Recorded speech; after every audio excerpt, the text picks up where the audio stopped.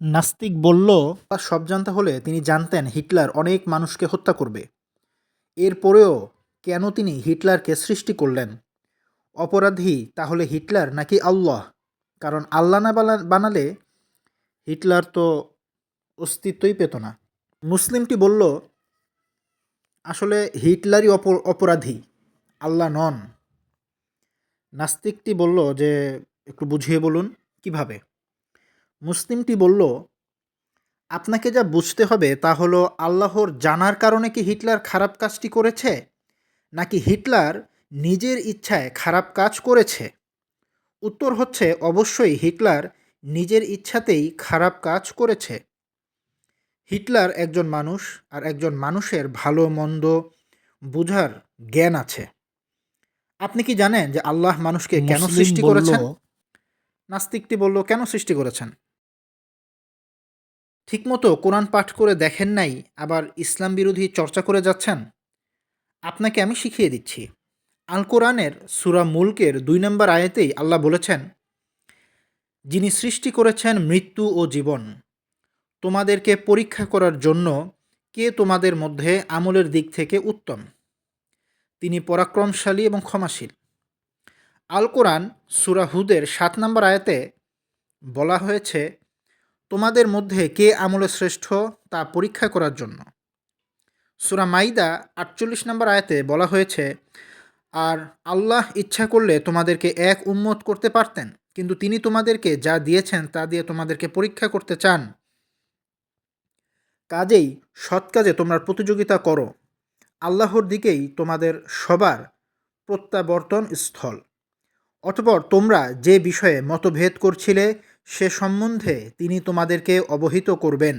সূরা জারিয়াতে ৫৬ নম্বর আয়াতে বলা হয়েছে, আর জিন ও মানুষকে কেবল এজন্যই সৃষ্টি করেছি যে তারা আমার ইবাদত করবে। তাহলে দেখুন, আল্লাহ মানুষকে বানিয়েছেন উনার ইবাদত করতে। আমরা স্পষ্ট কোরআন থেকে তার প্রমাণ পাই। সাথে ভালো মন্দ বোঝার সিস্টেমও আল্লাহ করে দিয়েছেন। এখন এই সিস্টেমের অপব্যবহার মানুষ করলে সেটার জন্য আল্লাহ কেন দায়ী হবেন? কারণ আল্লাহ তো মন্দ কাজের আদেশ দেন না। যেমন আল কোরআনে আল্লাহ তাআলা বলেছেন সূরা নাহল ৯০ নম্বর আয়াতে, নিশ্চয়ই আল্লাহ ইনসাফ, সদাচার ও নিকট আত্মীয়দের দান করার আদেশ দেন এবং তিনি অশ্লীলতা, মন্দ কাজ ও সীমা লঙ্ঘন থেকে নিষেধ করেন। তিনি তোমাদেরকে উপদেশ দেন যাতে তোমরা উপদেশ গ্রহণ করো।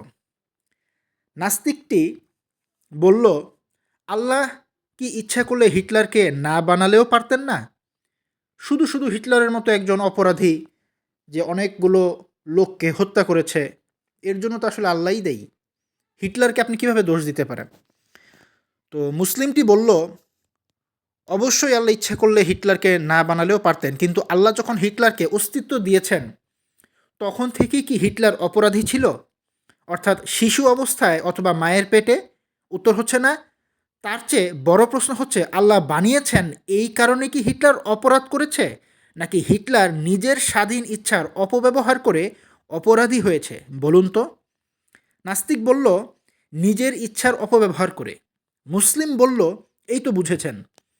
তাহলে আল্লাহকে দায়ী করাটাই ভুল হচ্ছে আপনাদের। ধরুন, একটি উদাহরণের মাধ্যমে আমরা জিনিসটি বোঝার চেষ্টা করছি। ধরুন, আপনি খেলার মাঠ বানালেন, যে কেউই সেখানে খেলতে পারে। এখন কিছু অভদ্র ছেলে সেই মাঠে খেলতে গিয়ে মারামারি করে ফেলল এবং একজনের হাত ভেঙে দিল। এর জন্য কি আপনি দায়ী? যে আপনি খেলার মাঠ না বানালে এরকম হতো না, তাই আপনারই অপরাধ? নাস্তিক বলল, আমাকে কেন দায়ী করা হবে? আমি তো মারামারি করার জন্য খেলার মাঠ বানাইনি। আমি মাঠ বানিয়েছি যেন সবাই আনন্দে খেলাধুলা করতে পারে। মুসলিম বলল, ধরা যাক আপনি একটি হাসপাতাল বানিয়েছেন। একটা চোর সেই হাসপাতাল থেকে কিছু জিনিস চুরি করেছে এবং পালানোর সময় এক লোককে ছুরি মেরে অজ্ঞান করে ফেলল। এখন কেউ যদি বলে হাসপাতাল বানানোর কারণে চোরটি চুরি করার সুযোগ পেয়েছে, তাই হাসপাতাল যে বানিয়েছে তারই দোষ, চোরের কোনো দোষ নেই। এই অভিযোগ করাটা কি কোনো সুস্থ মানুষের কাজ হবে? কোনো বুদ্ধিমান, কোনো চিন্তাশীল মানুষের কাজ হবে? আপনি অবশ্যই বলবেন যে আমি হাসপাতাল বানিয়েছি মানুষের, রোগীদেরকে সুস্থ করার জন্য, চোরকে চুরি করার জন্য নয়। এই অভিযোগ সম্পূর্ণই বাতিল এবং ভ্রান্ত হবে। যে হাসপাতাল বানানোর কারণে চোরটি চুরি করার সুযোগ পেয়েছে। আপনাকে যেভাবে খেলার মাঠ বানানোর কারণে হাসপাতাল বানানোর জন্য অপরাধী বলা হবে না, এই উদাহরণটি যদি আপনি মানুষের মতো চিন্তা করে বুঝতে পারেন, ঠিক একইভাবে আল্লাহ মানুষ বানানোর কারণে আল্লাহও অপরাধী হবেন না। কারণ আল্লাহ মানুষকে সন্ত্রাসী কাজ করার জন্য বানান নাই, বানিয়েছেন উনার ইবাদত করার জন্য। নাস্তিক এবার বলল, আল্লাহ মানুষকে স্বাধীন ইচ্ছা শক্তিটাই বা কেন দিলেন? কি দরকার ছিল? না দিলেই তো পারতেন। মুসলিম বলল, আল্লাহ দুনিয়াতে মানুষের জন্য পরীক্ষার সিস্টেম করে দিয়েছেন এই কারণে। মানুষ ভালো কাজ করলে ভালো ফল পাবে, খারাপ কাজ করলে খারাপ। আল্লাহ কি বলেছে হিটলারকে যে মানুষ খুন করতে? উত্তর হচ্ছে না। মানুষকে আল্লাহ ভালো মন্দ বুঝার এবং সেই অনুপাতে চলার স্বাধীনতা দিয়েছেন। এখন স্বাধীনতার অপব্যবহার করে হিটলার খুন করলে সেটা দোষ অবশ্যই হিটলারের, আল্লাহর নয়। আল্লাহ সব জানবেন, এটাই স্বাভাবিক। আল্লাহ যেহেতু দুনিয়াকে পরীক্ষা স্বরূপ বানিয়েছেন, সেহেতু মানুষের খারাপ কাজে বাধা অথবা ভালো কাজে জবরদস্তি করা আল্লাহর কাজ নয়।